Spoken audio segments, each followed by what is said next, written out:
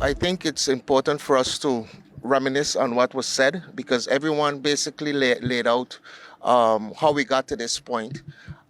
This project is one of the activities in ARP1, and as the steering committee and government has given its blessing on all of the projects, we're actually executing 10 projects at the moment.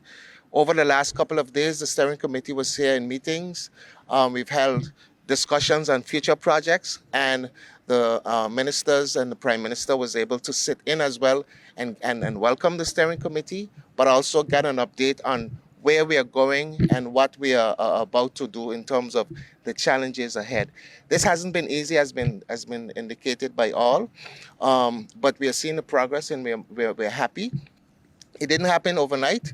I would like to thank not only the contractor and the supervisor, but the hardworking team and the ministries for your support. The NRPB team, the Ministry of Romi, and the various departments, the Ministry of General Affairs, and the various departments and entire government apparatus for assisting us when necessary to help us to move this project forward. Not only this project, but all of the projects within the trust fund.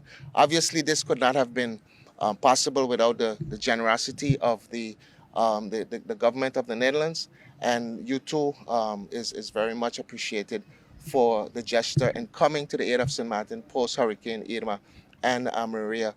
As the president of the country director indicated in the meetings, we are building back, but we also need to ensure of resilience and sustainability. And we saw that physically here today, and we look forward to seeing that in all of the projects.